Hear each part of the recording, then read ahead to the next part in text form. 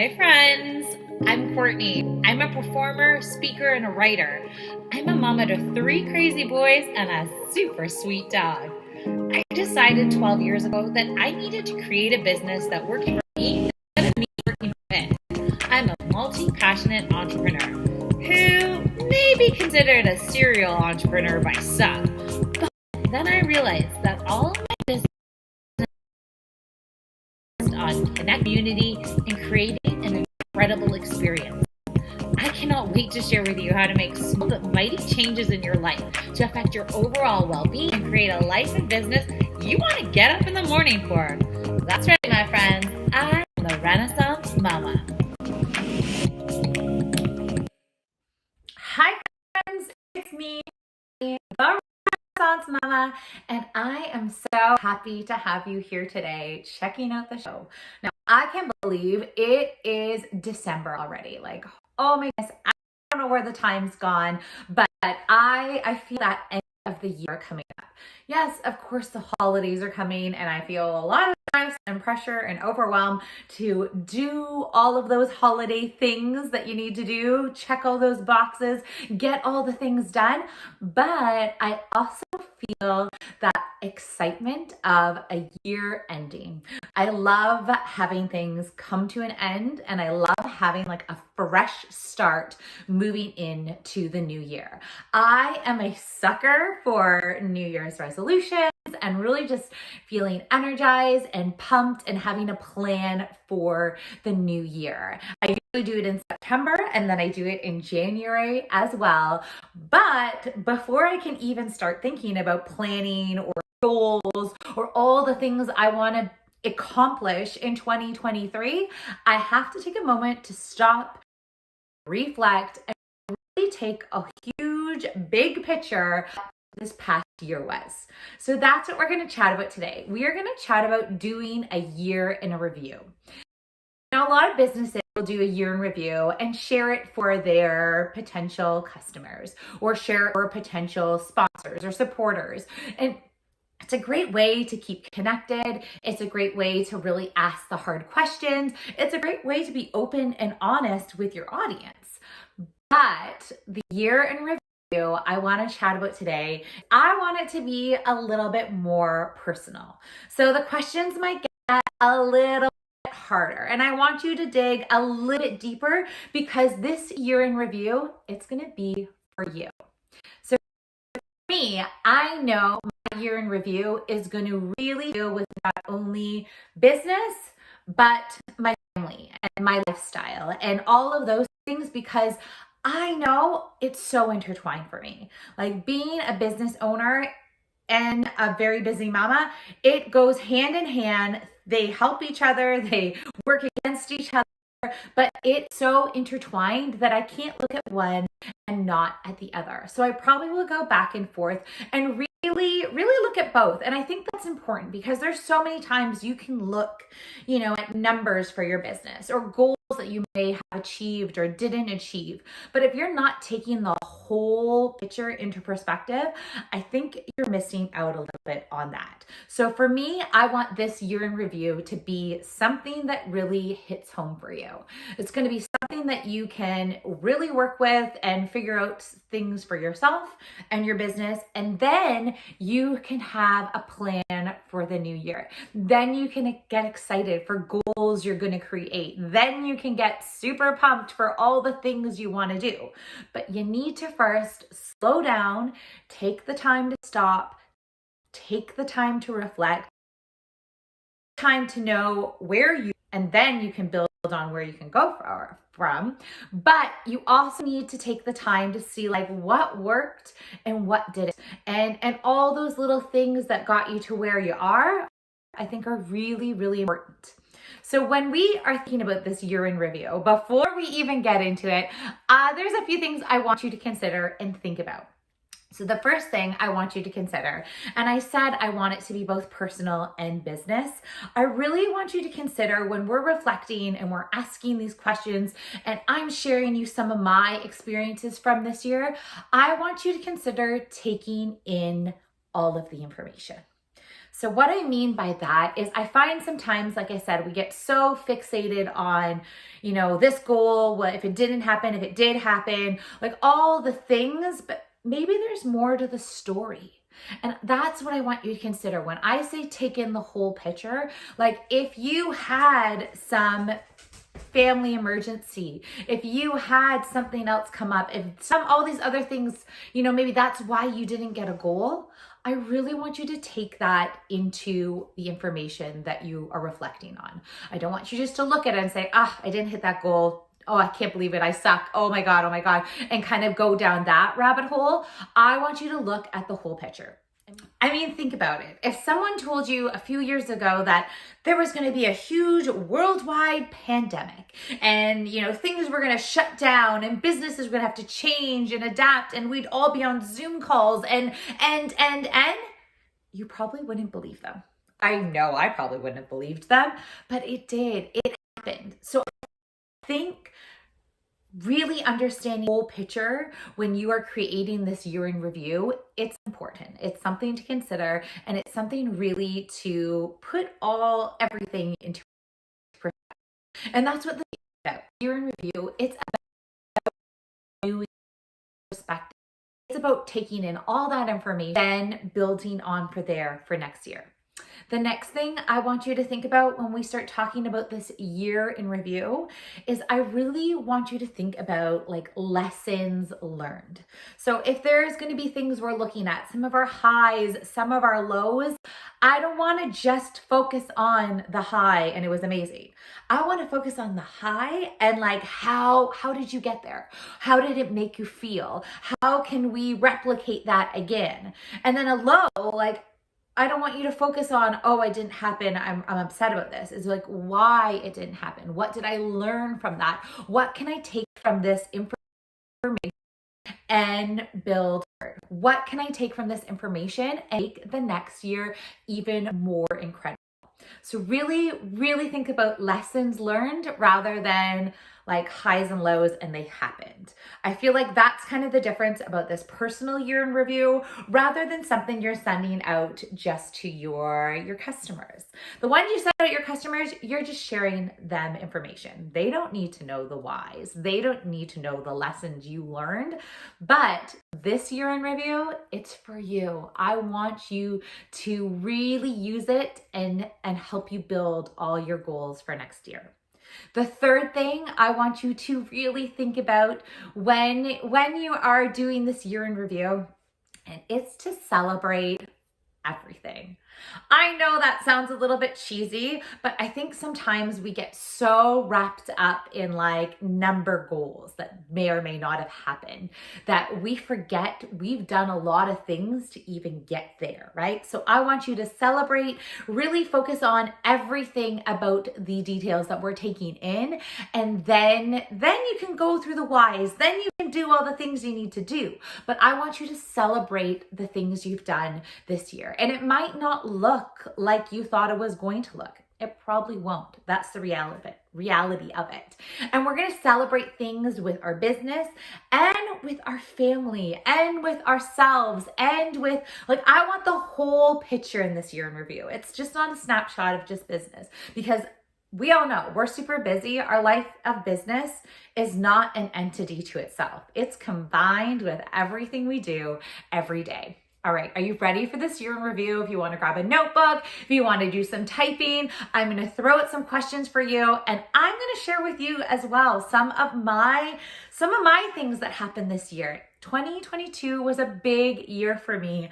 I had a lot of big ideas and projects. I had some successes and I had some failures as well. But I have learned a lot, and I am ready to prepare and plan and have huge goals for 2023. So let's do this together. Okay, so the first thing I want you to look at for your year in review are your accomplishments. Maybe you set yourself some really large goals this year. Maybe one accomplishment turned into something else. Maybe things adjusted and changed. Who knows? But I want you to really take some time brainstorming all those things that happened to you this year that you are proud of. So for me, one of my biggest goals this year was that I took the Marie Forleo B School. It's one of those things that had been on my bucket list for so long. And it was a huge accomplishment for me because number one, I took the whole course. I really loved it. I learned so much from it. But probably the bigger accomplishment for me was the fact that I paid for it and I invested in myself. I've told you guys before that I'm a little bit thrifty when it comes to money. And I always thought I can do this on my own. I got this, I got this, I got this. But after years of, running these small businesses and really having sort of a small outlook on what I could do, Marie Forleo schools changed all of that for me. So it was a huge accomplishment for me in the business sense because I finally did this thing that I wanted to do. But it was also a really huge personal accomplishment that I betted on myself. I put my money where my mouth was. I had skin in the game and I paid a very large lump sum of money to invest in myself. And from that experience, I know it gave me so much confidence. It gave me a clear idea of what I was going to do. I learned from it as well because halfway through the course, I realized, this might not be the idea that I really want. So in fact, in 2023, one of my big goals is to retake it all again, because that's one of the advantages of the program, but retake it all again now that I have a super clear focus of what I want to do and what's to come for me. And I'm going to share a little bit about that later. Another huge accomplishment for me this year was this show. I had wanted to do it. I knew I really wanted to put out, weekly content. I started off as the podcast, which I love, and that's what I'm all about, but it got picked up by a network, and then I added video, which I also love, and it was just so organic. It made so much sense, and I'm extremely proud of that accomplishment. But what I'm also really proud is that I have continued to produce my weekly content even when life got busy, even when things got tough. That was the promise to myself. That was actually the bigger goal. Starting the show was a little bit scary. Putting it out in the world was a little nerve-wracking, but the fact that I kept at it, that is the huge accomplishment. There are so many people that start things, podcasts in particular, and I think I heard a stat the other day that most podcasts don't even get to 10 episodes. Well, I am at 35 or 36 as I'm recording this right now, and I do not see an end in sight. I'm continuing to grow, I'm continuing to build, but it has been a huge accomplishment for me for this year. Then when it comes to the personal side, how do you see what accomplishments you had in your household or your family or your person? Like maybe you had some health goals that you really wanted. So really take the time to look at that. For me, one of my very favorite things to do is for many years at Christmas time, I would go through all the pictures through the whole year and I would create this calendar for my grandmother. She's since passed, but now I still create the calendar for my mom. And she loves it. It's part of our tradition. But I think for me, the better part of that tradition is the fact that I get to go through all the photos through the whole year. And I get to look at my children's faces and mine, and I relive all those amazing memories. So if you're looking at how can you look at your accomplishments, I am having an issue saying that word today. If you are looking at how you can see that through your personal life, then I say look at all your photos.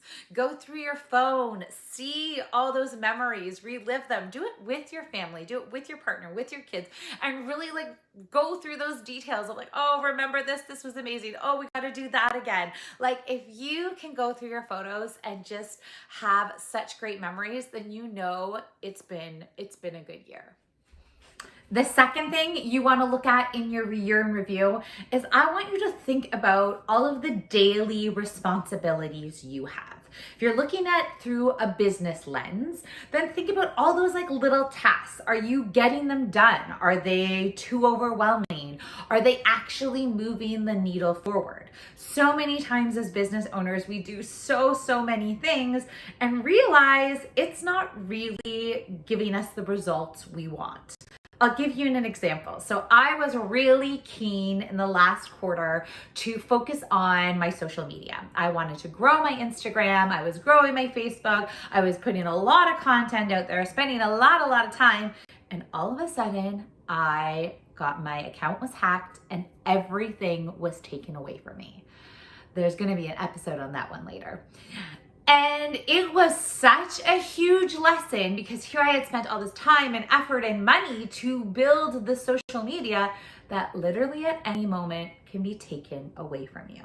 So I realized that maybe that isn't that big of a daily task that needs to be in my business. Yes, I love social media. I still believe in it. I think it's a really important part of your business, but it was taking so much time from some of my other daily tasks that maybe weren't getting done or not getting done as best as they could be, that it was a good lesson learned that now social media, it's in those daily tasks, but it's definitely not the biggest priority. Also, when you're thinking daily tasks, think about how you feel when you do some of these daily tasks. Like, are there things that you're sort of dreading to do? And maybe that's a sign that, like, okay, it's time to outsource, or really reevaluating if you need to do those certain things. And there are some things that definitely need to get done. Accounting, getting your bills paid, all of that stuff. But is there a way that you can do it that makes you feel a little bit better about doing it? I think that's really important as entrepreneurs to always kind of check in and see how you're doing, how you're feeling when you're doing these daily tasks, because you're doing them daily. You want to make sure it makes sense. Same thing goes with your family and your personal life. What are the things that you do daily? Is it making you feel better? Is it making you feel good? I try my very best to do my daily workout and my daily run with my dog. It's become very clear to me that I need those things. It started as something of like, I wanted to, feel healthy, but then I realized it was about more than that. It was that piece of me that I needed. It was a mental health thing. It was a self-care thing. So it has definitely started and stayed as a priority for me. It's a daily thing that, yes, I need in my life. If I don't have it, I don't feel 100% right. When you look at your family, are there times you're doing too much? I mean, I have totally been that mom who overscheduled their child, or have watched my kids overschedule themselves, joining this team, joining that, being a part of this, being a part of that, helping out. Like, at what point do you have to say, listen, we're doing way too much, right? We want to slow back down and really check in with ourselves. So it's really important on those daily tasks that you're considering how you're feeling every step of the way. And also important to make that time for you, for your family, to make sure that self-care is happening. It's something that we really sort of gloss over, especially as business owners. When we have an extra time here and time there, we think we got to get more done. I got to finish this. I got to finish that. But it's that bigger picture that we're looking at in this year in review. So yes, if we're getting all these things done, life is great, but we know we're not really taking care of ourselves. Maybe we're not being as present as we want with our family. Maybe we're not doing the things we wanted to do on this side. Then the big picture doesn't make sense. We want to look at that big picture in this year in review. So looking at daily tasks, what things working, what's not working, where can we make changes with our daily tasks that make more sense? Is there something that you never get done and you're really supposed to? Maybe you need to have a reminder. Me and my watch reminder, my phone reminders. Maybe it's something that you need that little bit more help with, but really looking at those daily tasks and see what's benefiting you and what's not. All right, so the third thing you're looking at in your year in review is you want to look at your skills and any areas that you can improve upon. So I'm not looking at failures, I'm not looking at things like that, but actually personal skills. And maybe this goes back to some of those responsibilities. Is there some things that you're like, ooh, I wish I was a little bit better at this? Things would be a little bit easier if I could do, A or B or whatever a little bit faster. And maybe you do have the time next year to schedule out, improve those skills. I am a huge fan of just bettering myself. I love reading personal help books. I love reading business books. I love listening to my podcasts. So I've made sure that's been a part of my daily routine, usually on my daily run. I think they both go hand in hand. That's probably why I like it so much. But are there ways you can have that time to really better yourself and your skills? How can you improve on certain things? And I think that goes the same with your health and your personal life as well. Are you making time to improve on some of your, are you saying you one thing, but you never quite get it in? So really kind of looking at that picture of how you can better yourself, better your family, better experience so you feel good is very important. All right, so the fourth thing when you're looking at your year in review, it's to remember your purpose. Remember why you started this business in the first place. Maybe you wanted financial freedom. Maybe you wanted time freedom. Maybe you wanted to be your own boss. But remember why you wanted to do this. Remember who you wanted to help. Remember what you wanted to do. And I think it's a great time to just really reflect on that. Are you doing those things? Are you representing yourself the way you wanted to? I told you before, I started a project this year because I thought it was going to be easy. I thought it was going to be quick. And then I got halfway through it. Actually, I finished the whole project and I started selling it. And I wasn't excited to sell it. And I wasn't excited to support the people I was trying to sell to. So to me, that was a huge lesson learned that this wasn't the project I needed to be working on. So I stopped taking my time out of all the other things I wanted to do, and I pushed it away and I said no, and I saved it for maybe another day, who knows? But if not, I'm okay with that too. And I think that is the key, is you need to know what you're okay with and what you can say goodbye to, because we can't do everything. It's not possible. So you really want to spend your time and focus your energy and focus your best self on the things that you really, really want to do. When you're thinking about remembering your purpose with your family and yourself and your body, it's that same thing. Like if you want to spend time with your family, that's why you wanted to be an entrepreneur, then really look at what has happened this year. Are you going to the events you said you were going to? Are you being present? Do you find that you're checking your phone a lot? Maybe that's going to help you decide what next year is going to look like. Maybe you are going to set boundaries that you can only work to a certain time of day, that your phone can only go in a certain space. I just recently changed up where I had been working. I had loved working sort of in the main level on the kitchen table with all the action going on, but I've decided I don't want that anymore. No, not for 2023. 2023 means work goes up my desk and it's focus time, and that's what I'm going to be looking into. And when work is done, it gets put away. It's going to be closed down for the day, and then I'm focusing on those other things. When my computer was always there, it was like calling me. It's like, hey, come do a little bit more. Oh, quick email, do this, do that. Where if it's put away and it's done, I know that that is how I can just put it aside and not worry about it. So really remembering your purpose and how that reflects and how you feel and with your family will help you create goals and boundaries in the coming new year. So the fifth thing I want you to look at, and I've talked a little bit already, but this is when you're really going to delve into this, is what are some of the biggest lessons you have learned from this year? So I told you my story. I was focusing on the wrong things. I know I am a person that gets very distracted. A lot of things are happening. I like to try and do everything all the time.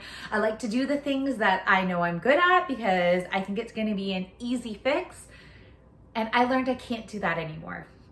I don't have enough time. I don't have the time to build the business I want to end. I want to spend time with my family. I want to build the business I actually love and want to do. And that's what I want to focus on. So for me, moving into 2023, I have some huge goals. I have some important dates. I'm going to say goodbye to some of those other projects by then. I have put them up so I can see the visual, so I know I am going to make it happen. But I wouldn't have come to that conclusion if I didn't learn some of the lessons I did this year.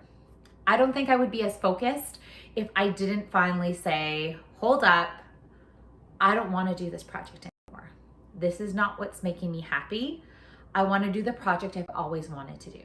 I want to teach my musical theater course. I want to create it because I know what it can do for people. I have seen the, huge change in children when they learn the confidence of musical theater. I know this online course I am creating is something the parent can do with their child. It's going to be an incredible experience. It's going to help kids in such a fun and creative way. And it's something that I love to do. Those are the people I want to support. Yes, I will still teach some of my courses on how to get comfortable on camera, how to do this, how to do that, because I enjoy it, but it's not going to be my biggest focus. My biggest focus is going to be that program, and I am so excited for it. So that was my biggest lesson from 2022. So this is the time where I want you to really start brainstorming. What were some of the biggest lessons from 2022? Is there some you don't even want to talk about because it hurts? I told you a few episodes ago that I had a friend of mine who didn't make it to her 40th birthday. And it was a huge eye-opener that we don't have all the time in the world. If I want to do some of these big projects, I'm going to do it now. I want to believe in myself. I know I can do it. So I'm just going to make it happen. But I have to set the time and focus to do it. That's the other thing I learned this year. I learned that unless I really set things clearly for myself, I can't expect it to get done. I had always made goals, but they weren't very clear and specific. So moving into 2023, my goals are going to be so clear. They're going to be visual because that's how I learn. That's how I take things in, but they are going to be there all the time. So I know what they are. I'm working towards them. I'm thinking about them. I am dreaming of them all the time, and I'm not doing myself. I know this is what I want to do. I'm going to make it happen. So I want you to take any of those lessons you've had this year, really work them out, journal them out. I've told you before, sometimes that's the best way for me to really get to an issue. If I feel it in the pit of my stomach, like, oh, there's something about this problem. I journal it out. I journal it again. I get dig. I said, why? And I keep answering that question. That's what I want you to do about these lessons learned. Think about that. It goes the same for your health. It goes the same for your personal life. It goes the same. What are some lessons that you learned this year?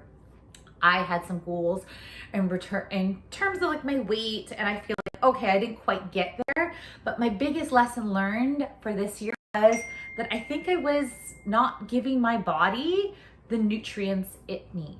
I think I was so fixated on certain things that I can't really control, but I need to go sort of back to the drawing board and work with somebody to figure out what is it that my body needs. So that's something else that I'm definitely looking at in 2023. But look at those lessons you learned, really break them down and see how you can use those lessons to help this next year be so amazing. Okay, so the sixth thing I want you to think about in your year in review is really think about the people that have affected you this year. Are there relationships that really worked within your business? Are there relationships that really worked in your life? And build them from there. Maybe there's people you're missing. I did an episode a few weeks ago about building those business relationships. Really kind of think about who you're missing in your circle that will help you build your business. You can help others build the business. Do you have your accountability partner? Do you have a mentor you really connect with? So really think about the people this year that you what worked, what didn't, but also where you're missing things. And then I would start brainstorming some people that you want to connect with in the coming year. Maybe you do need a mentor that has done something similar to your business and you want to chat with them. Who knows? All you can do is ask. All you can do is try, right? So make that list of who you really want to connect with coming into the new year, who you connected with this year, and also know that sometimes it's okay for relationships to just not stay as strong. It's okay for things to fizzle out. You might be moving into a new season. You might want some relationships to really help focus on next. When it comes to personal other things as well, I believe it's the same. Think those people this year that you were able to spend your time with. Think those memories, go through those photos, and then think about who you want to spend more time with. I've told you before that I kind of am sad that my kids don't spend a ton of time with my dad. He's really busy, and I know one of the lessons I learned this year is if I want to make those special moments happen, I have to organize it. I have to, make the plans. I have to get everything all together. And sometimes it's pushed down to the bottom of my list. But if I want it to happen, I've got to set the time to make it happen. So think of even people in your personal life that you're like, oh man, I want to reconnect with that person. I haven't heard from them so long. I want to know what's happening with them. So create that list. Really, really think about who you're going to connect with in the new year, and then make time.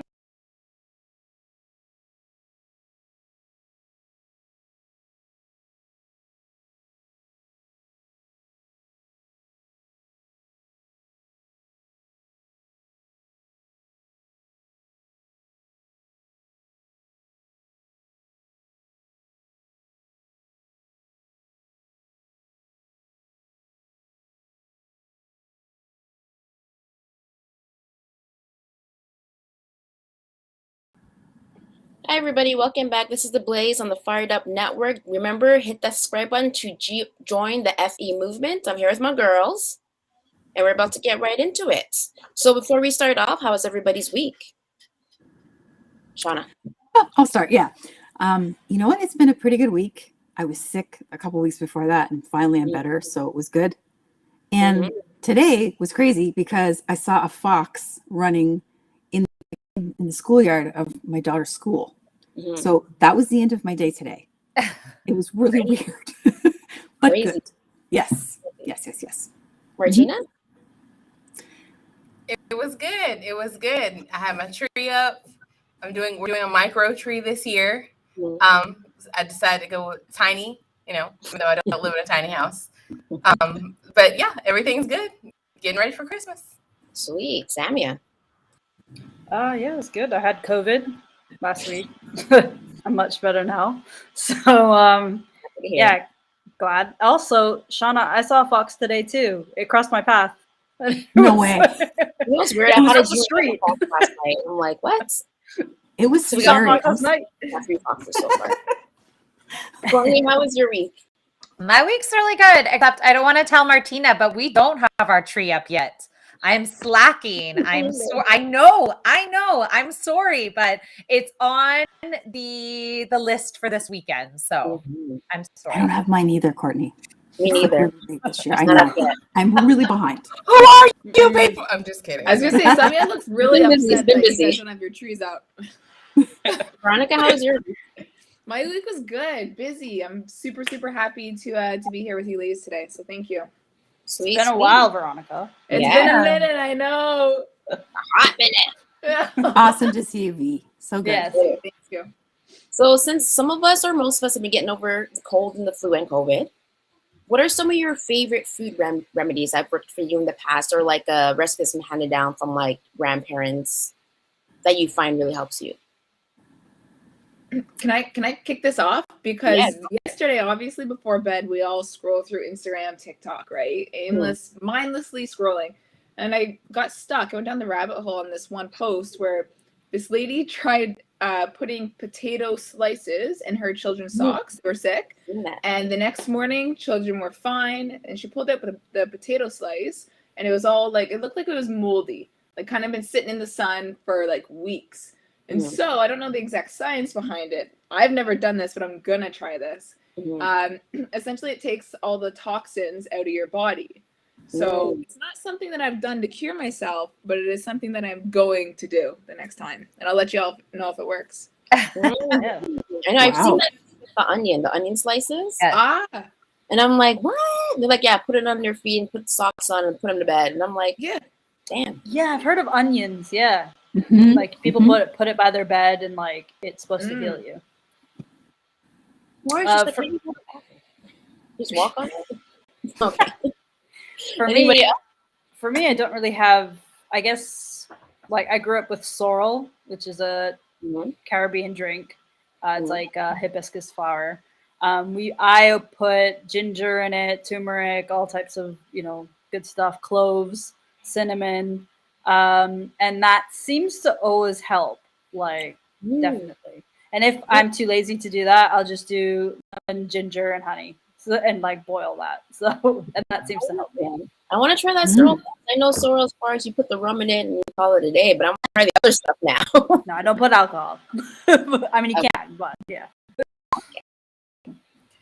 Well, kind of along the line you just said, I didn't know it had a name, but my grandma, rest in peace, we did that my whole life. Like pretty much everything you just said, I didn't know it had a name.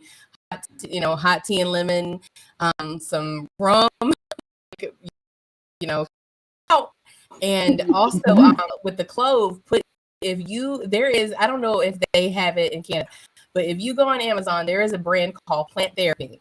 And they have an essential oil called germ fighter oil. If you put that bad boy in your diffuser, you are going to stop coughing. Like that stuff is amazing. I actually mix it with some oil and I will put it on my body or on my chest. If you have a cough, that stuff is magical. Like it's one of the rare essential oil blends that I've used. It really does do exactly what it's supposed to do. It's basically clove and oil and very potent germ fighter oils in the diffuser, and you're good to go. Ooh, Definitely. Yeah. Well, speaking of oils, I use oil of oregano, and I use that thing like crazy with the dropper, and I'm just doing it like all the time. And also grapefruit seed it's a tongue twister. I'm sorry. Grapefruit seed abstract, I guess it's called. Extract. That is a tongue twister. And that's really good too. I find the oil of oregano is better though. I always use that and I live by it. And also to apple cider vinegar. I try to put that in my water, a couple teaspoons every day just to stay good. Yeah, definitely. Yeah.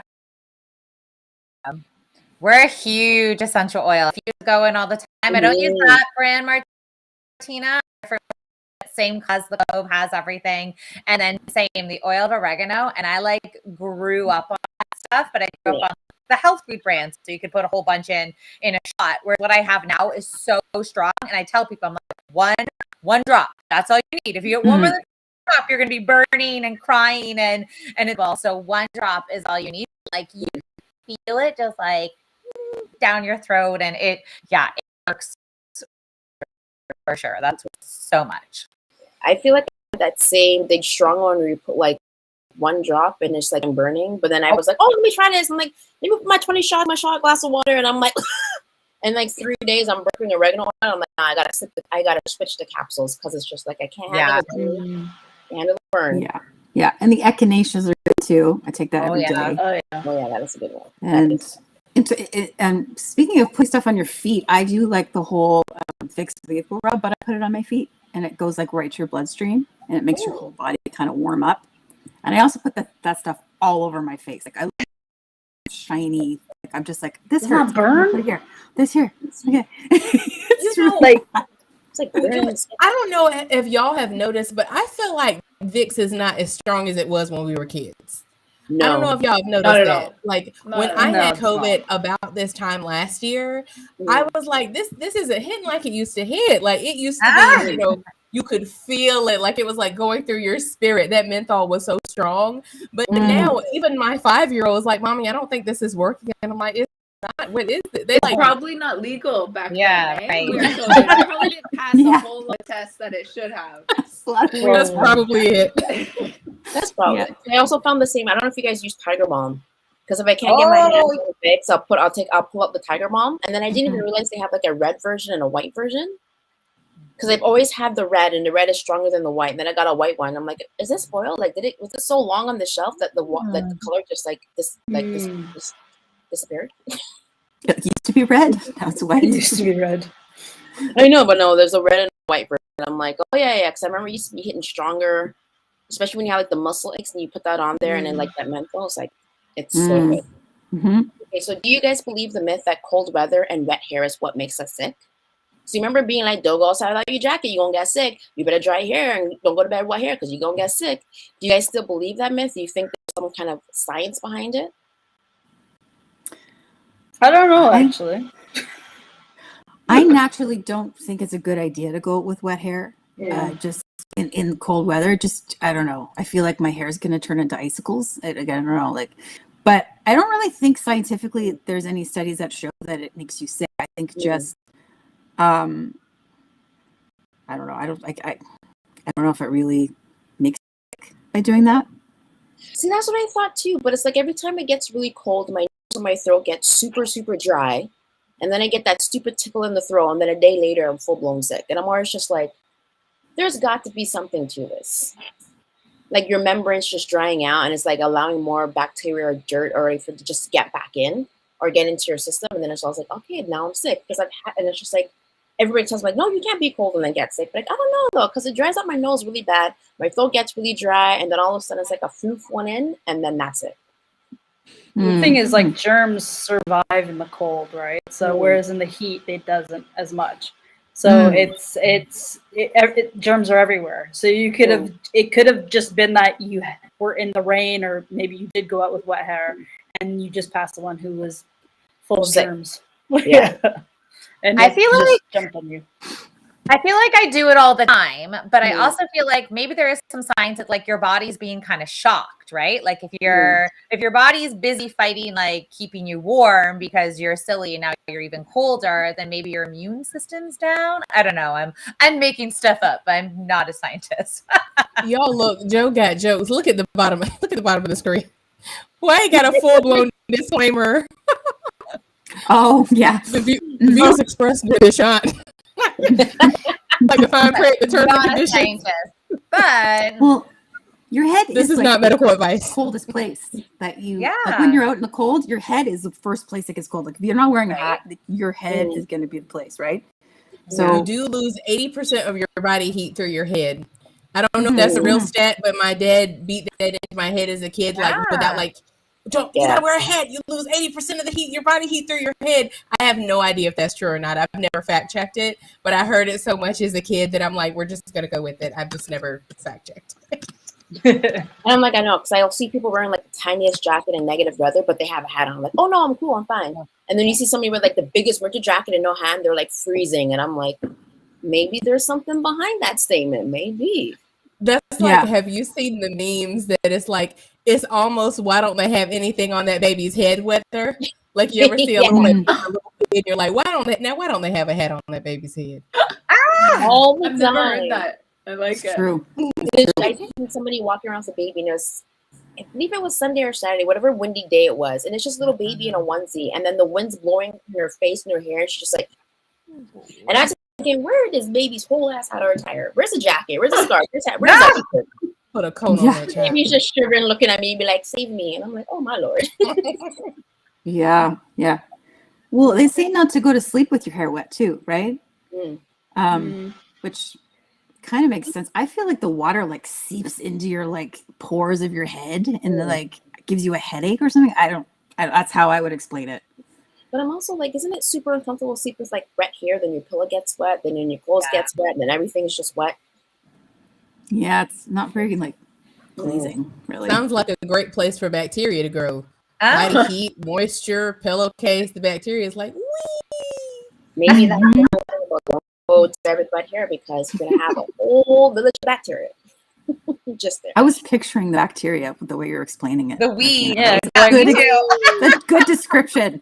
It was. Did you guys ever watch that Simpsons episode? I think it was Lisa put her teeth in the petri dish, and then it got electrocuted, and all of a sudden it was like a whole village. Oh yeah. Yeah, and then she was their god, and she was like, "What the hell? Their civilization. They're building." Every time she mentions bacteria, I think back to that Simpsons episode. I'm just like, "This is what they're doing. They're living."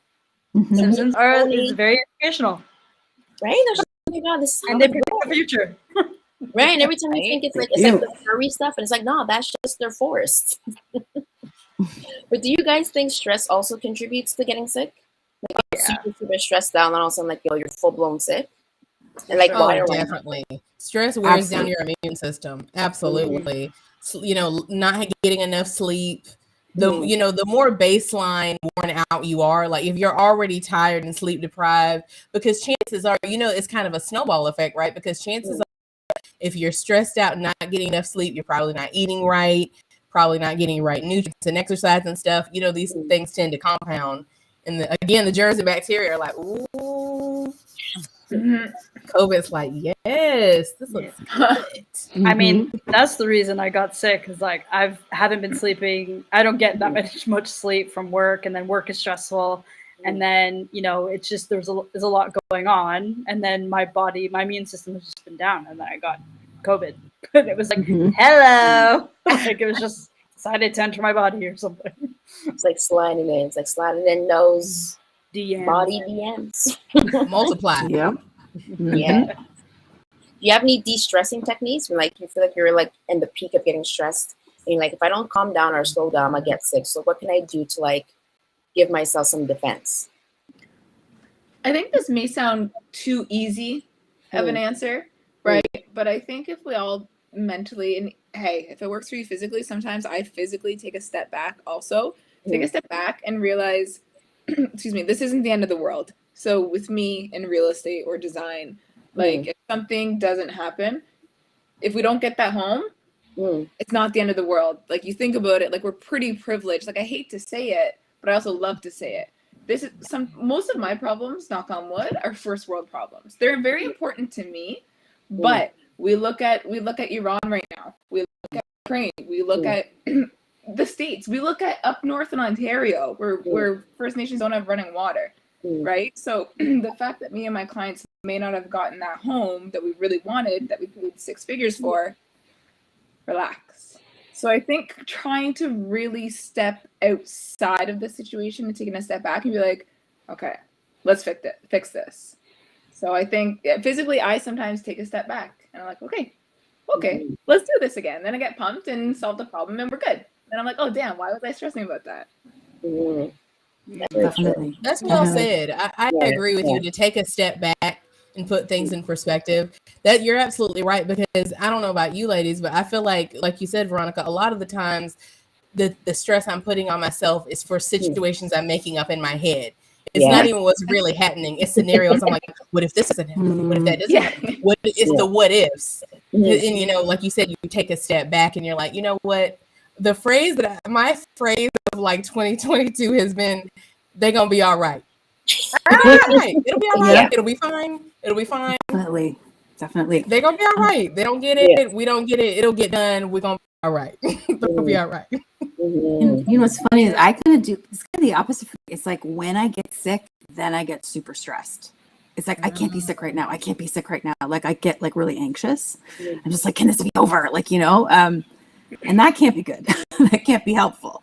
I guess you kind of just have to like let go a little bit and be like, okay, it's going to take its course, and like, trust your body that it's going to fix itself, kind of thing. But I tend to get a lot of like sinus infections. That's my thing. Like my sinuses always get messed up.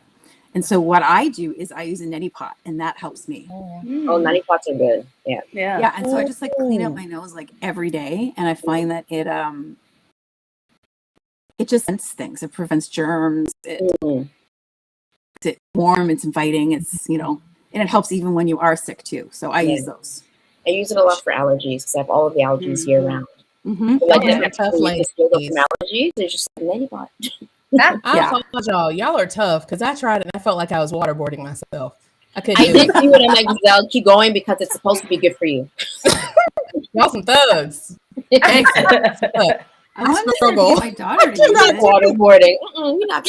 That's what it feels like. I'm like, oh, I can't breathe.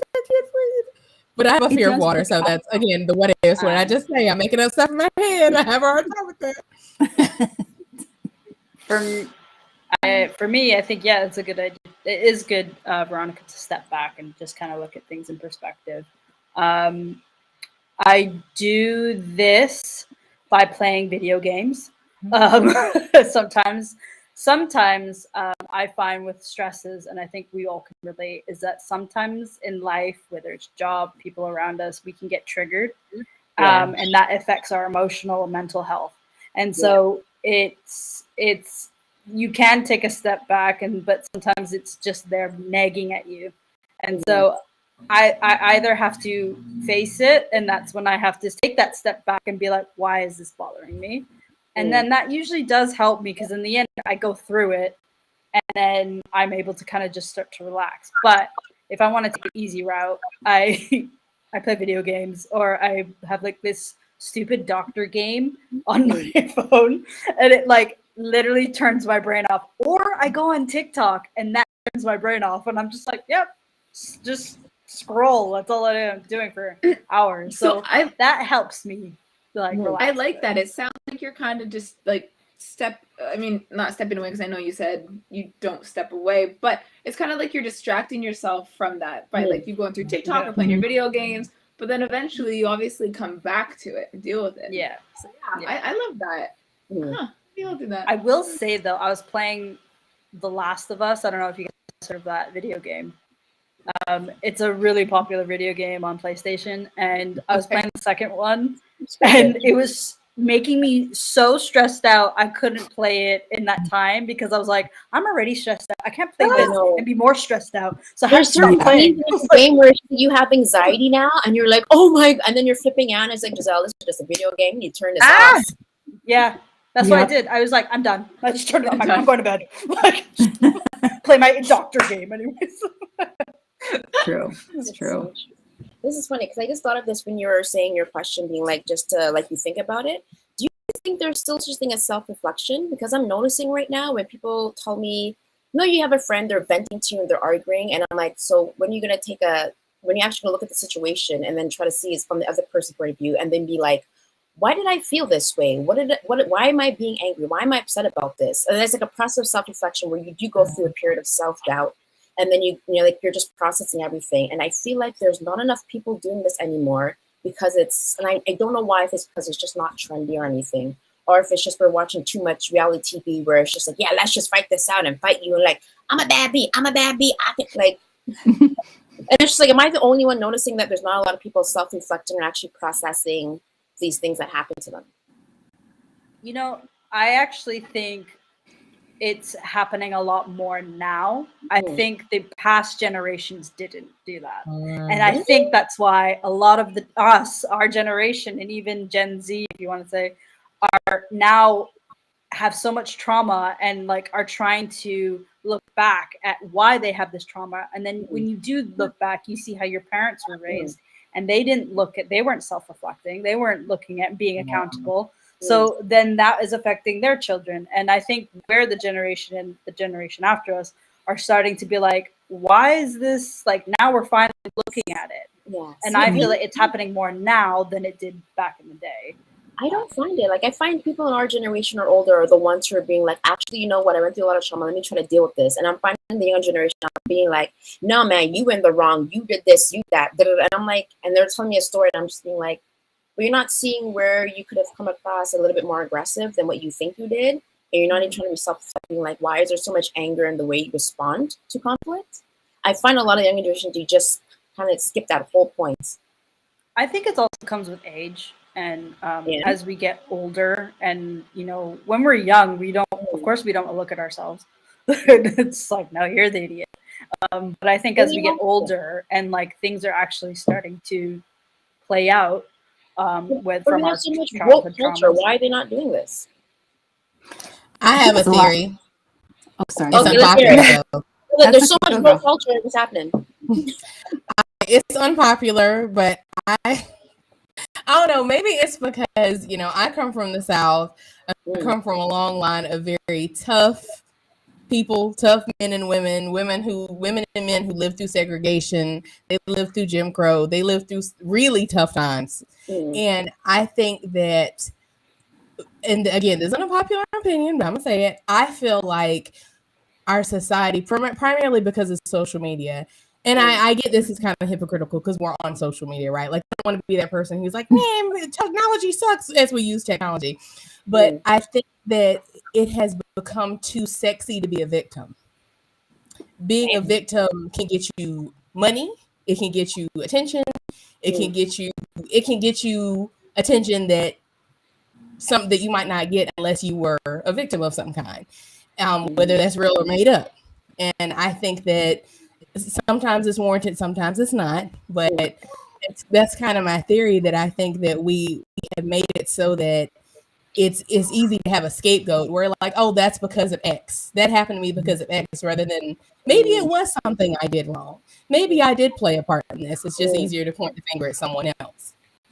I've never thought of it that way. That actually makes a lot of sense. Like, being a victim is too sexy. But that is so true. There's so many stories going around being like, I was a victim of human trafficking. And then you really look back at the footage and all the receipts being like, no, you just got caught cheating. Like, let's let go. Yeah, like, it's just like the generation, it's all poor me stuff, like poor me. It's someone else's fault. I played no part in it. There was nothing I could have done differently. Everyone did something to me, rather than maybe I could have done things differently, And sometimes it's a combination of both, but I feel like it's never maybe I could have done something differently. Like, that part is silent.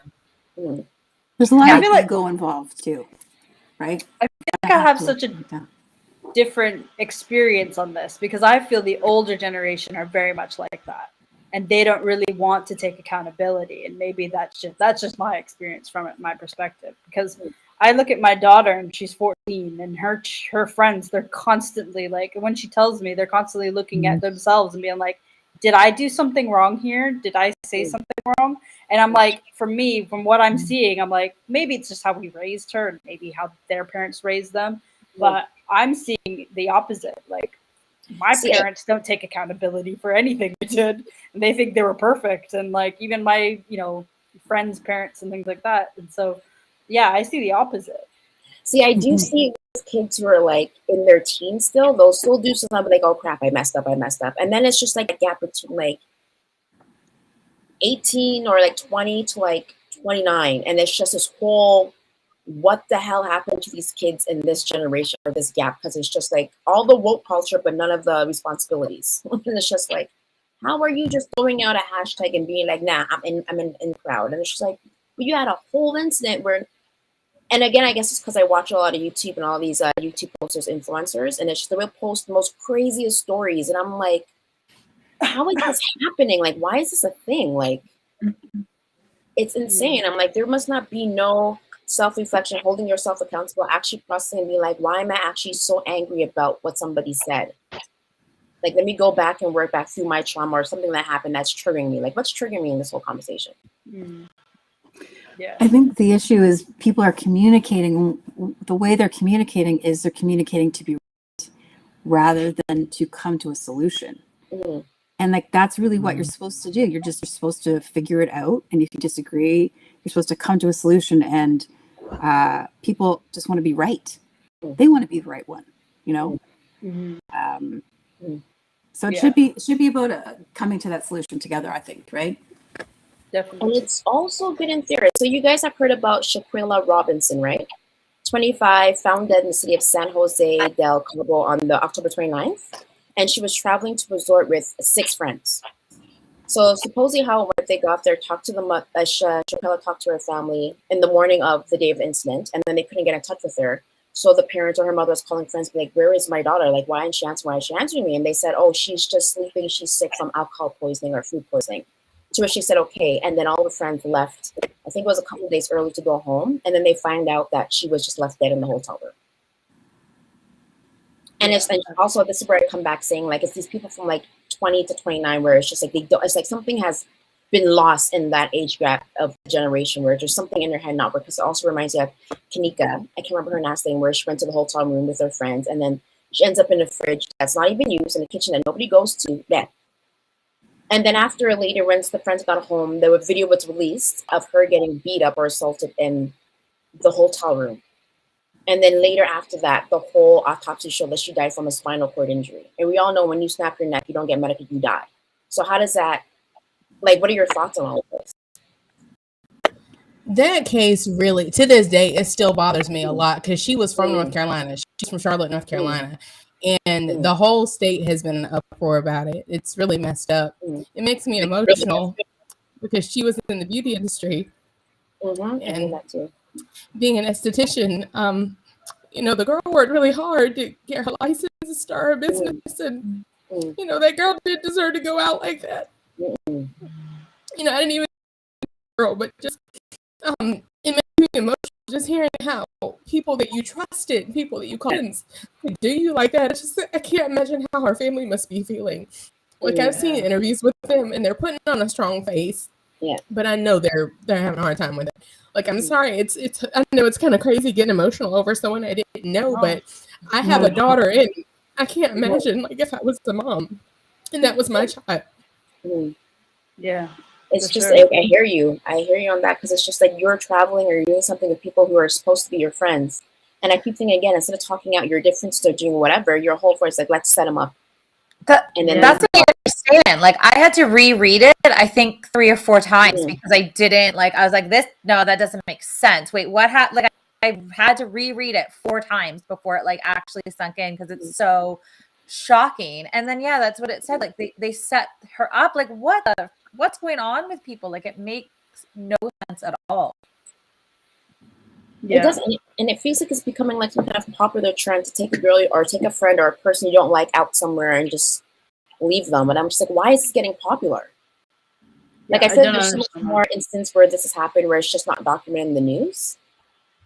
And like, why? And the crazy thing about that case is, honestly, if it weren't for social media, we might not even really know about it like that. Because, you know, the people were, you know, tagging the FBI on Twitter and Instagram like, hey, y'all need to investigate this, tagging radio stations. I know I did, tagging the news stations. And like I said earlier, I try not to be hypocritical. That's one of the positives of social media, that it did help to bring light to that case. And I'll be honest, I haven't heard an update. I don't know what the current status is. Does anyone know if anyone has been arrested? Because last I heard, I'm not sure. Oh, they have? Yes. The main girl who did the fighting, I forget her name now. She's been arrested and has been. That's what I've heard, that she's been sent to Mexico. Mexico. But they have to. The trial will be in Mexico. They're being tried in Mexico. I hope they can get all of them though. I think they all deserve to go down because everybody was complicit in that. I hope they don't just hit it on one girl and the rest go loose. Like, no, all y'all need to go down because that was. So apparently, one of the people there was Shaquilla's best friend, like a guy, and one of the family friends. So they were the first one that the family called, and he was like, "Oh no, she just has food poisoning, or she's just sleeping off a hangover, or whatnot." And I could be really wrong about this, but I think, but this is also again social media information being like he was one of the people who was reporting, because there was an actual video of her. Yeah, his voice. And I was like, she was probably already drunk at this point because she was just getting beat down, and she was just like trying to deflect or just being like, oh, I hope. But it was just this whole videos there on social media. I'm just like, and then again, you do this whole crime and then you put it on social media like that, and then you don't think anything's gonna happen, right? The thing is, like, I haven't seen the video and I don't want to see the video, but I know someone said in the video like, fight back. And she was like, no. And like, that just shows you the kind of person. It's like, I'm not going to fight you. We're supposed to be friends. Like, you know, like, I can't even fathom going to another country with my friends. Like, I've traveled with Giselle. I can't even fathom where I'm so protective and loyal to my friends and family that like, I would be the first in front of my friends to like protect them. So I'm like, how could you go somewhere and like just beat up your friend because of probably a stupid argument? Like, hey, Giselle, you and I have argued on trips. 10 minutes, like half an hour later we're laughing. So it's just like, you know what I mean? Like Yeah. a hungry but yes. Yeah. But I really think they probably got her drugged. They either drugged her or she was really intoxicated, because I did watch the video and she couldn't even defend herself. And then she did. It was a delayed reaction. And right off the bat, I'm thinking like and she was naked in that ad in that video, which is even more messed up. They're beating up on a naked, obviously somewhat, like you said, drugged or intoxicated girl. And I don't know if this is I can't speak on the validity of this, but I have heard, I don't know if this is true, but it has been said that they also used her credit cards and stole money from her as well. So to me, it came like, from what has been said, it seems as though it was just basically like jealousy, because she was a successful salon owner at only like 21 or 22 years old. You know, the girl had done very well for herself. She was very popular. It really just seems like it was jealousy. And if you ask me, it seems like the whole thing was a plot. It seems like a setup. Yeah. It's for sure. to me like they all, but which is crazy to me, like to spend money to go to another country to basically off somebody and come back. Like, I don't know how they thought they were going to get rid of that or get away with that.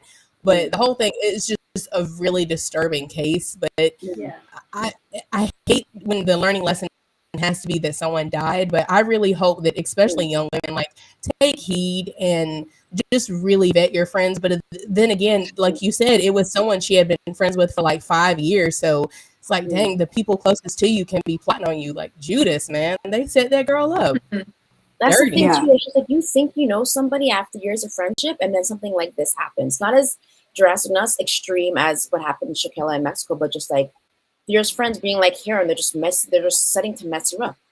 Yeah.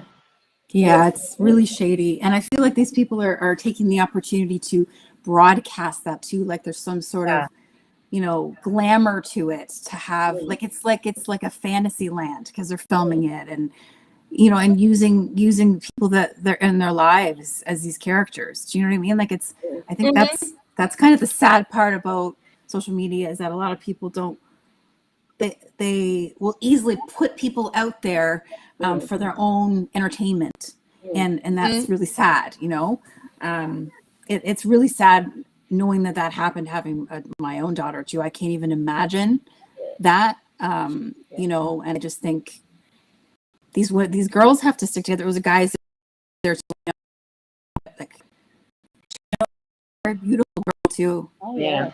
Yeah. I think, you know, I'm assuming this, I don't know. I don't think they meant to kill her, if I'm being honest. I think it was like, they probably meant to beat the shit out of her. I think that was it, but I don't think they meant to kill her. But I don't know. I don't know everything.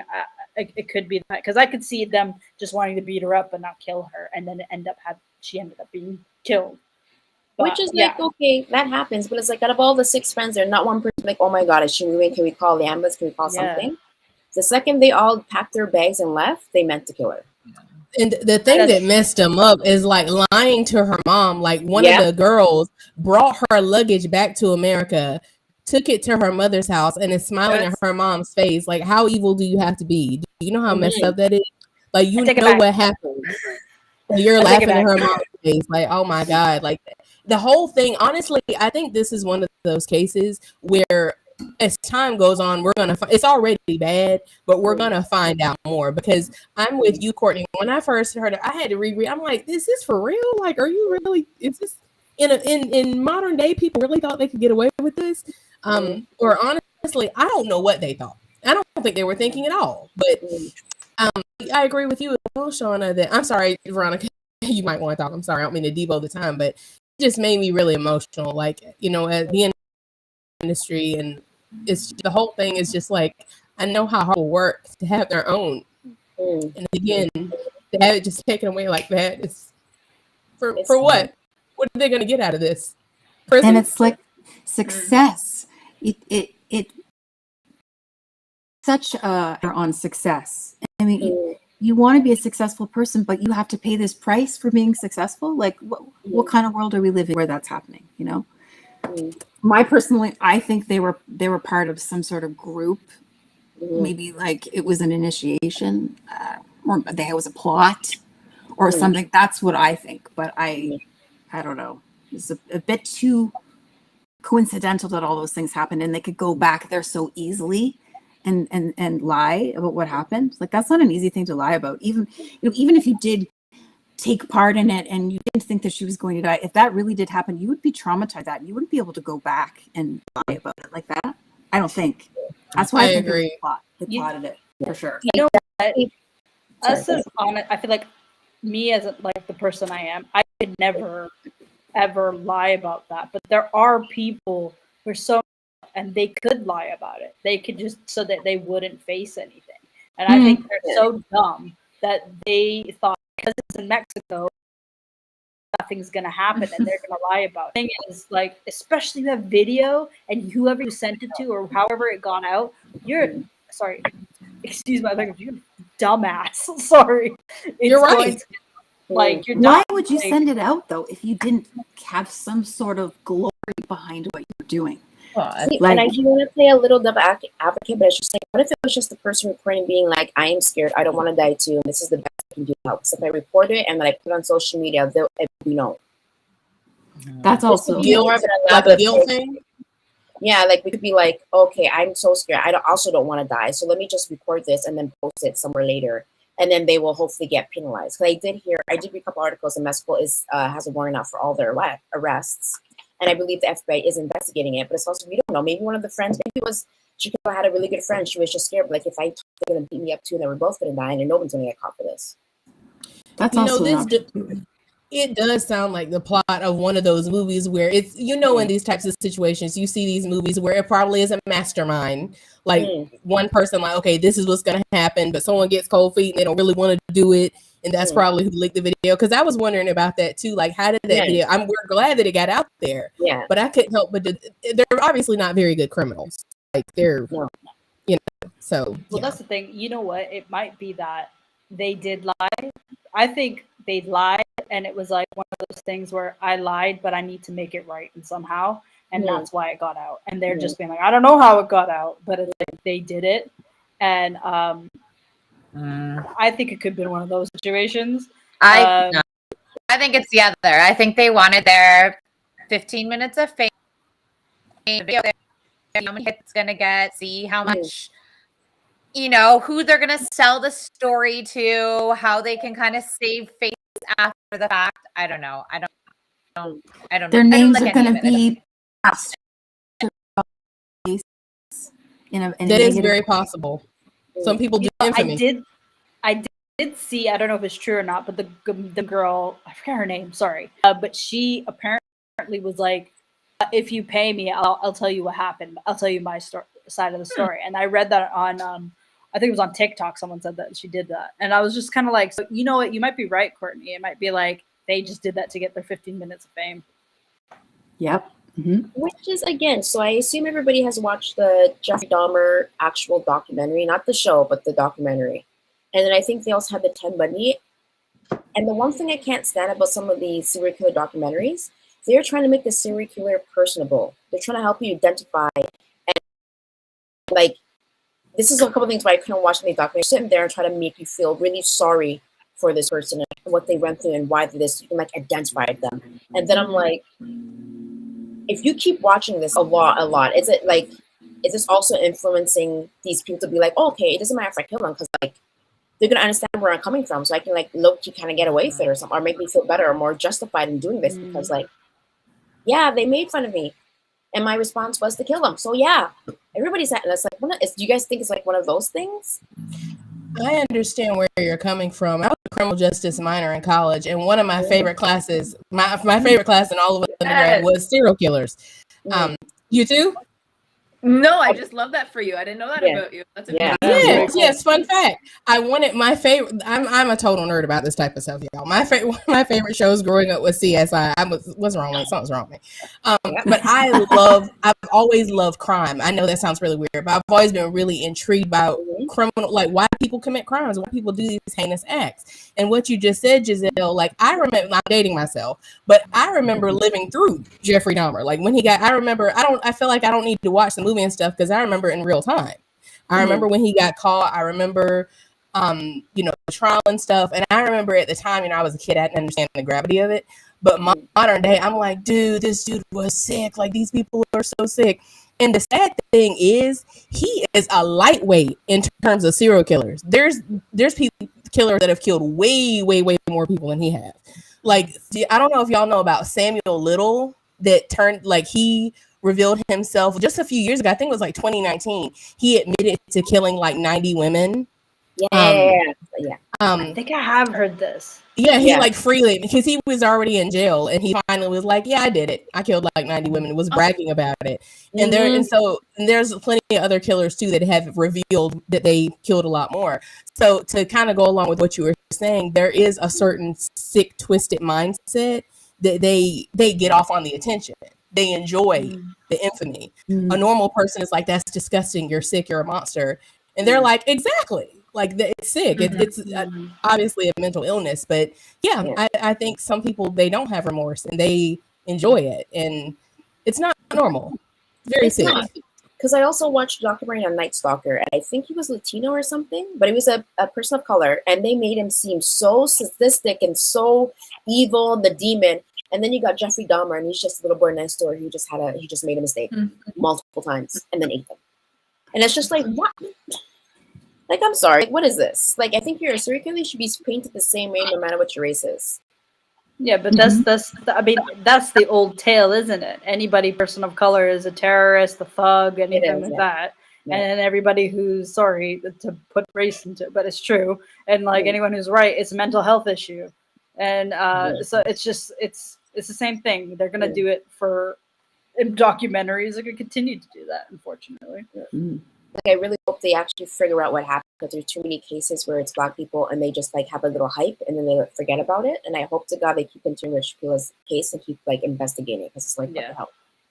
Definitely. And I feel like people will be on it, because they're going to be like, it's going to look bad, because who wants to go to Mexico now when you know you can be dead and nobody cares and you can be killed?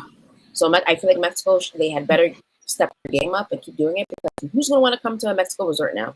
That's what I was going to say, because Cabo is one of their biggest tourist resorts. I think the pressure is on for them to get, and that's sad that has to be like, why couldn't it just be, we care about the girl that got killed? But I'm like, hey, a win is a win. I'll take what I can. If that's what it takes for them to investigate this girl killer and get justice for her family, then it is what it is. Any final thoughts on Shaquilla Robinson? It'd just be interesting to know what the background of her friends were. What were they into? What were their, like, just to kind of see where it's coming from. I feel one of them's gonna also be like a hairdresser and being like upset and jealous. But how can she get more clients and more notes and da da da? And I do hair too. And it's like, probably because you don't do hair good. More is gonna come out. Like, I can already hear NBC making a docu. I can hear the movie executives. Hollywood is good. Like, this is gonna be a movie in a few years. It's gonna be a show. Like, more is gonna come out about this story. And I feel like once Mexico gets a hold of these people, they're gonna start singing like a canary. Oh yeah. You don't want to go to prison anywhere, but I feel like you really, really don't want to go to prison in Mexico. I know. No. I've heard it's horrifying. So yeah. It is. Well, condolences to the Robinson family. I hope you guys get the justice you deserve, and I hope the story comes to light. And may Shaquilla rest in peace and rest in power. Yes. So just to lighten everything up a little bit after all of this. So there is a rumor on social media and how J-Lo is going to do a tribute to Whitney Houston for the Grammys next year. And along with, I think, Britney Spears. What do y'all think? Yes. Okay, now it's my turn to talk. Are you out of this world? Nope. I think it was J-Lo posted it on one of her social media. So somebody said J-Lo is going to do a tribute. She's going to sing "I Will Always Love You" and some other song. Okay. And then there was a sorry, I thought J-Lo isn't the one for that. Where is Jennifer Hudson? Where is Deborah Cox? Right? Are they busy? Like, what's happening? Christina Aguilera. Christina Aguilera, she does. J was sang it for one of those shows, the competition thingy. She was saying, and I'm like, what about her, Jessie J? Like, what about like? If you They want, could have even someone... gotten Dolly Parton, who wrote the song. Literally anybody. Anybody. You know who else would be really good? This is Rihanna. me taking a step back. Would do it really well. Rihanna has a song that sounds sort of and she does it really well. I think Rihanna would do it really well because I mean Christina's done it already. Rihanna, I don't know. Rihanna could. I think she could pull it off. No, But Christina did amazing when she. You did need it. someone who can hit those high notes. Christina, Yeah. 100%. Christina Wasn't is there like there's this whole person, her name is Glenda something, and she devoted her singing career to singing Whitney Houston's covers because she sounded exactly like her. I Like, know she who you're sounded talking singing to about. his face. that's And amazing. I'm like, how come you can't get this girl? Pull her in. Yeah. Yeah. You I know, definitely I don't think Britney Spears either. She couldn't. Oh, do no. it either. Ew. No. But I love how her Sure, I reason don't- was, I I like grew up, Britney and I know Spears. this could She's be fine. total fake news, but the post was from Britney being like, I grew up singing Whitney Houston, so I could do it. And I'm like, girl, I grew up singing Whitney Houston too. No, So I can ma'am. do it. Legit. Giselle, get up there. And like, I is don't- JLo gonna dance to it? Like, is she gonna like do a dance routine to "I Will Always Love You"? Like, I don't get it. Like, I don't understand. I like JLo. honestly- She's good at what she does, but Yeah. just it's not Whitney. Not. Weird. No. I did read it was fake. It was a fake tweet, Oh, and Good. so Good. I'm hoping. Like, but I thank saw you. some tweets being like, J-Lo. So then why don't they get Ashanti and Amarie to do it for her since they sang all her songs? That Yeah. part. Yeah. Oh, God. That part. Even Mariah Carey. Yeah. Let's be real. What Mariah about Carey Brandy, her is- whole ass adopted niece? Mariah Well, you Carey should- is you should one probably of Whitney do it. Houston's last living contemporaries, if we're being real. Because a lot of her contemporaries are deceased. Like, she's like the latter generation. I'm like, yeah, I saw that it was fake too, Celine but Dion. even just the audacity to insinuate such. It's like, don't play like that. Don't play with. That's horrible. That's true. No, it's way off. It's such an insult to Whitney. It is. I know when I saw that, I was Like, like, sit down and walk away. I'm like, I can't today. Not today, Satan. Not today, cuz. Yeah. No, ma'am. Christina does her so well, though. Yeah. Christina, like, Yeah, she, I can see She that. has You done a want Whitney straight Latino? down. Yeah. Christina and she has. I can't remember what awards it was. It was one of the awards. You're right. It was a few Yeah. years ago. I remember. Yeah, Yeah. she's And still she was at it. singing live. You could tell she was singing live. Like, there's no lip syncing Mhm. there. She was like live TV doing her thing. Like, she was. No, man, like, Christina could sing. Man. Yeah. She is. amazing. But I'm Amazing. I'm not gonna lie though, I kind of want to see J-Lo do it just to see what happened. I want to see her bomb. Remember when Fergie sang the anthem at some All-Star game? And they turned Yes. into like a hot remix after from somebody having the time today to do this? Mm. You guys not remember that? I'm like, I'm here for it. No, I'm here for this. My Yeah, I gosh. just grab some popcorn and watch. I'd be like, okay, Yeah. let's see this train It's wreck. Neil Bang, it's his own song again. Just so. It's amazing. And then I have one more question for y'all guys before we get out here. So I don't know if you guys know, Amazon has raised its subscription prices for its Prime membership. It's been raised up to 17%. So I know Canadian dollars used to be $89 a year, and now it's $111 and some change a year for Amazon Prime. And this is on the coattails of Jeff Bezos being like, Black Friday and Cyber Monday, save your money and don't buy the big ticket items because of inflation in the economy. And then Matt had the audacity to raise these prices. But Yeah. we need to pay our employees more and it's for delivery fees. I'm like, ain't this the same man who bought a whole ass ticket to space? Didn't you make like 6 billion? So you can't take 1 billion and give back to your employees who made you the billions in the first place? And I was like, Fox.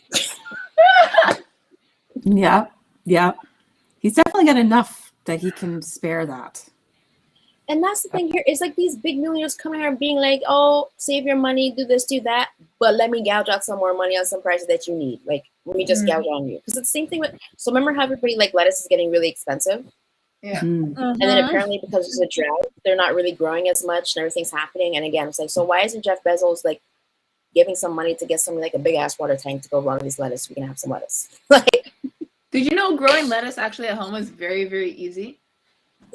Yeah. You can Google that just in case you guys really do want lettuce. Yeah. It's actually quite Make easy. Yeah, try it. Cool. even most household, like even green onion, like most household products Yeah. you have, you can keep regrowing it. Like if you buy it once and just keep regrowing As it. I say, the lettuce Not can good. regrow, right? Yeah. Mm. Take a long time from a Mhm. salad, but you know. Yes. Like Can be David's done. challenge. Get it eventually. Yeah. So what do you think? Yeah. So I was also reading about the prices for food is going to keep going up until I think they were saying like early next year it should be going down, but right now it's going to get higher and higher. And it's like, what do you guys think about that? Like, do you think like, should we just stop eating anything fresh and just buy cans because it's on sale? Mr. Noodle is 99 cents, and I actually some of them are 25 cents. Mhm. And it hasn't gone up in like a decade, so I think you're safe there. Yeah, We're going back to college good- days. Going back good to way to college raise days, some good result, too. exactly. That's for sure. Yeah, I think it's the same old story, isn't it? Capitalism, like the rich get richer, the poor get poorer. Like that's just kind of how it is. And I think maybe I personally am a little bit numb because it's the same thing. I think Jeff Bezos can go to space already and leave this earth. So that's kind of what I think about that. But yeah, I know in the UK it's insane right now. It's all like it's the cost of I know it's everywhere, but I know the UK is just like we're sinking right now. So yeah, everything's gone up. Energy, there's people who are like, I have to pick between, feeding and putting on the heat.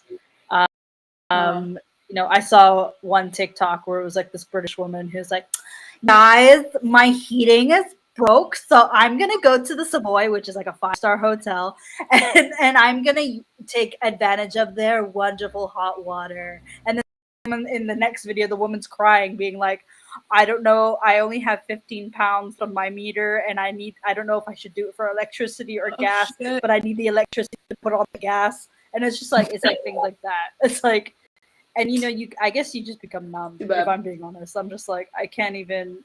Otherwise, I think I go crazy if I continue. Do you guys see getting more worse? Sammy, can you do the TikTok voice one more time? Because that was so entertaining. Yeah, that was crazy.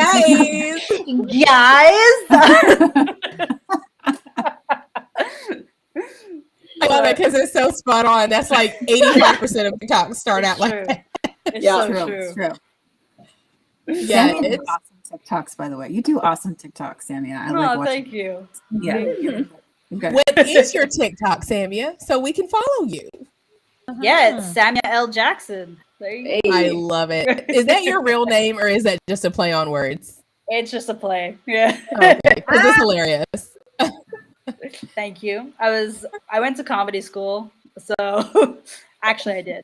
And one of my teachers, he just called me one day. He was like, Samuel Jackson, you're next. And I was like, yeah, that goes. I like that. Like that's it. Cool. But to answer your question, Giselle, I think it's gonna get worse before it gets better. Yeah. I think that's what's gonna happen. Are we? Yeah. Probably. Pretty much. It's pretty sad. I know. I just had one of the things be like, oh my god, it's gonna be like salt's gonna be $15. Watch. Yeah. It's bleak out here, y'all. It's bleak. I have to say, I'm not gonna lie. I am a little salty, as in like elder millennial. I'm like, how in the world, out of all the millennia of history, how did we get to be so unfortunate to have not one but 2 recessions in our adult life? Like, come on, man. Come on now. And I know there's worse things that have happened in history. I get it. Yeah. You said a third is coming? Yeah, I think. I'm not gonna lie, I thought this was the third one. I'm not gonna lie. Maybe it is. You know what? I'm so drunk. Maybe it is. Who knows? Who knows? Yeah. It's like, damn. Anything could happen at this point, right? It could. It really could. Just try and take it day by day. Yeah. There you go. There you go. Oh my goodness. Any final thoughts for you guys before we wrap it on up? Just send lettuce. Send me lettuce, people. Lettuce. Yeah. Investing perhaps. I don't know. Anyways. So if you want to go around to everybody thinks find you on social media before we get out of here. Go ahead, Shauna. I'll just go around. Oh, yeah. I'll start off. You can find me on Instagram at Shauna Brown Music 111 and my website, shaunamusic.com. And also Shauna Brown on all the other sites. And reach out to me. I'd love to hear people's thoughts. So yeah, that's where you can find me. Martina? Hi. Sorry, I have a persistent girl in the background. I'm Martina, and you can follow me at Slam Host Martina. I'm normally talking about wrestling, but you can also find me here on the Blaze. Nice. Yes, go ahead, Veronica. Yo, I don't know if I'm frozen on your screen, but this frozen on mine, I look hilarious. You're not frozen. You're not frozen. Oh, okay, good. Thank God. Okay, you guys can catch me on Instagram is where I am predominantly at V from the agency. And Courtney? You can find me at therenaissancemama.com is my website, and on Instagram at Courtney Mama. Yes. Last but not least, Samia L. Jackson. Hey guys, you guys can find me. You guys can find me on Instagram and on TikTok, Samia L. Jackson. Sweet. Y'all can find me on Instagram at Giselle.Liu. Don't forget to hit the subscribe and like button, hit to the comments, tell us what you think, and remember, join the FEM movement. Have a nice night, guys.